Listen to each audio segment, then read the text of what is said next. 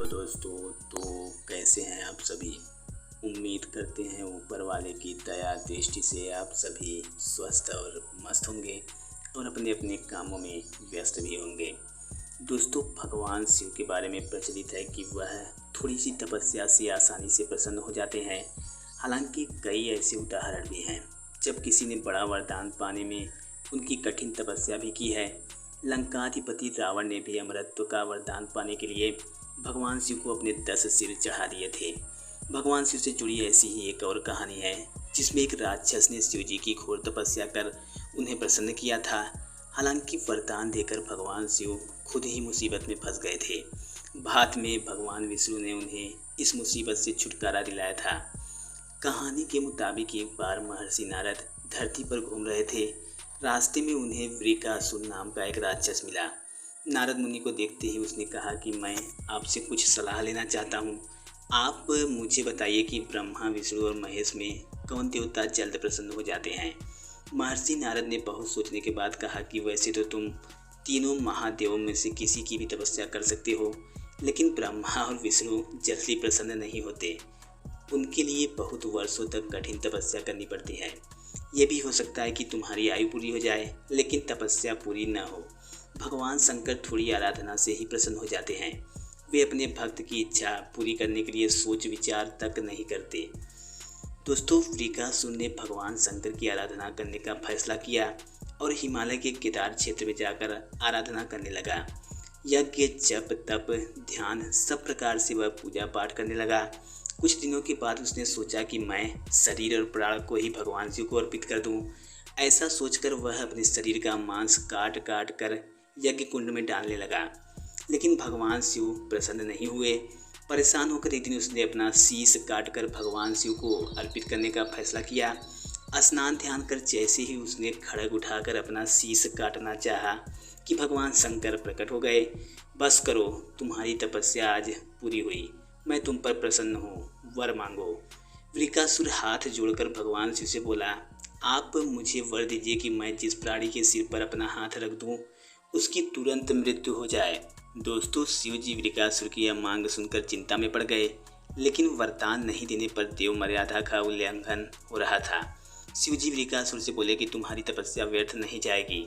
तुमने मुश्किल वरदान की कामना से तपस्या की थी, इसलिए तुम्हें तपस्या भी कठिन करनी पड़ी। जाओ, जैसा वर चाहते हो वैसा ही मिलेगा। वरदान पाते ही वृकासुर की आसुरी वृत्ति जाग गई। उसने कहा, प्रभु, आपका यह वरदान सत्य है या नहीं, इसकी परीक्षा लेना चाहता हूँ। इसलिए पहले आपके सिर पर ही हाथ रख कर देखता हूँ कि इस वर में कितनी सत्यता है। भगवान शंकर ने सोचा कि यह राक्षस कुछ नहीं सुनेगा। जब वृकासुर शिव जी के सिर पर हाथ रखने के लिए आगे बढ़ा तो वह वहाँ से भागने लगे। इस पर वृकासुर का क्रोध और बढ़ गया।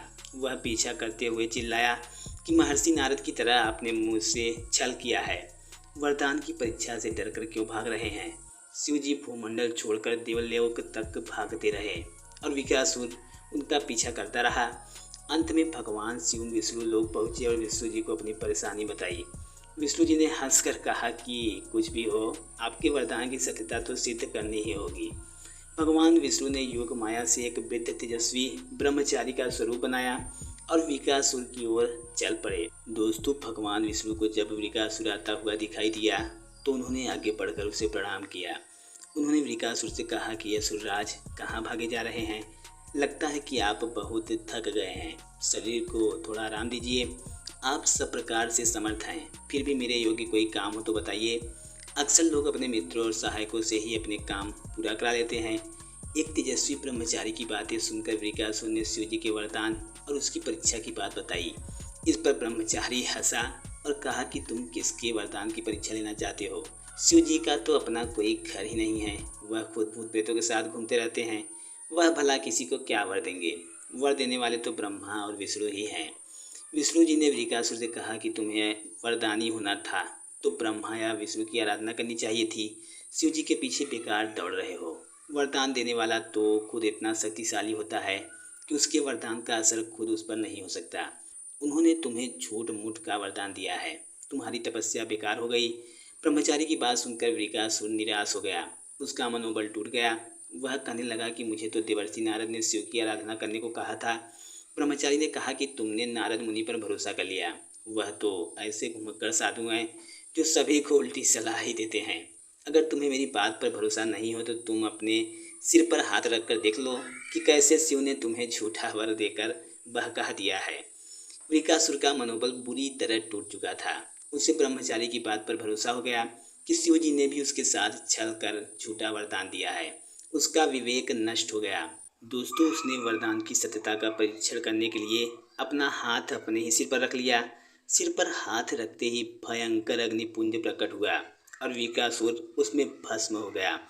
भगवान शिव, विष्णु जी और वृकासुर की इस कहानी में जीवन का अहम सार छुपा है। कहानी सीख देती है कि बिना किसी सोचे विचारे कुछ देना और पाने वाले का कृतज्ञ होकर दाता को ही संकट में डालने का ऐसा ही नतीजा होता है।